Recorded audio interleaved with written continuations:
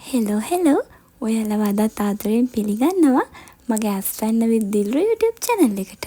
අද වීඩියෝ එකෙන් මම ඔයාලත් එක්ක කතා කරන්න බලාපොරොත්තු වෙන්නේ මේ දවස්වල තියෙන තද අවුව නිසා අපේ අවටම තියෙන ලේසියෙන් හොයාගන්න පුළුවන් අමුද්‍රව්‍ය පාවිච්චි කරලා අපේ වගාව ආරක්ෂා කරගෙන වැඩි අස්වැන්නක් ලබා ගන්න පුළුවන් ටිප්ස් 7ක් ගැන.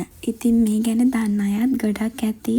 ඒ වුණාට නොදන්න අයත් එක්ක බෙදා ගන්න ඕන නිසා තමයි මම අද මේ වීඩියෝ එක අරගෙන ආවේ.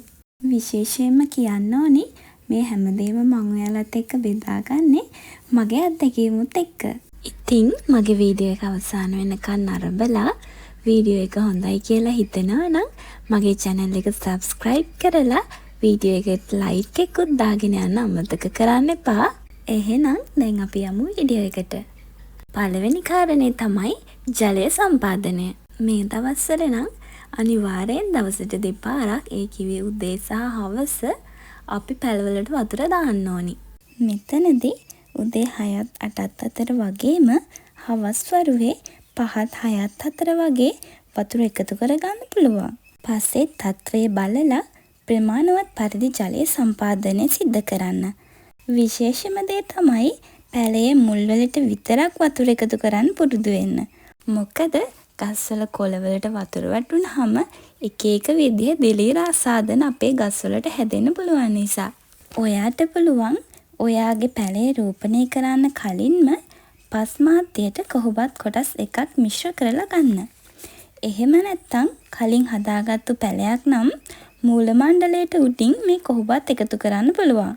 මෙතනදී අපිට පැලවලට පොහොර දැමීමේ අපහසුතාව ඇති වෙනවා නම් මේ එකතු කරපු කොහොබත් ටිකට උඩින් තව පස් තට්ටුවක් දාගන්න. විශේෂම දේ තමයි කොහොබත් එකතු කරනකොට පරණ තද දුඹුරු පාටට හුරු කොහොබත් විතරක් එකතු කරගන්න. අලුත් කොහොබත් එකතු කරන්න එපා. ඒ වගේ දිලීර ආසාදන ඇති වෙන්න පුළුවන් නිසා. මේ කොහොබත් එකතු කරලා අපි බලාපොරොත්තු වෙන්නේ අපේ මූල මණ්ඩලයට කෙලින්ම හිරු එළිය වැටෙන එක අඩු කරගෙන පස්සේ තෙතමනේ රැක ගන්න.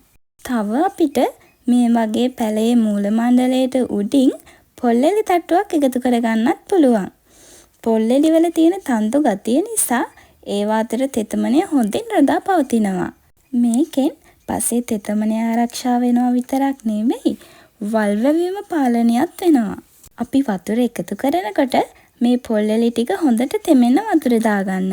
පසු කාලීනව පොහොර එකතු කරන්න ගැටලු ඇති වෙනවා නම් පොල්ලෙලි ටික පැත්තකට අයින් කරලා පොහොර සපයලා ආයෙ පොල්ලෙලි ටික එකතු කරන්න. මට නම් එහෙම ගැටලුවක් ඇති වුණේ නැහැ. මොකද මගේ වගාවට මම කාබනික දියර පොහොර යොදන නිසා. මෙතනදී අපිට පුළුවන් පැල රෝපණයට කලින් නම් අපේ පස් මාධ්‍යයටම කර 10 කොටසක් එකතු කරලා ගන්න. එහෙම නැත්නම් මේ වගේ පරණ බොල්වි හොයාගන්න පුළුවන් නම් මේ වගේ ගහ වටේට දාගන්න. මේකෙනුත් පුළුවන් අපේ වගාවේ පස්ස තෙතමනෙන් තියාගන්න. අපි කෙසෙල් කැනක් කපපුවාම අපි ඒ කඳෙන් ප්‍රයෝජනයක් ගන්නෙ නැහනේ. අපිට ඒකෙනුත් පුළුවන් අපේ වගාවට වසරක් විදිහට යොදාගන්න. කෙසෙල් කඳ මේ වගේ චූටි කෑලි වලට කපාගෙන අපේ පැලවලට එකතු කරගන්න පුළුවන්.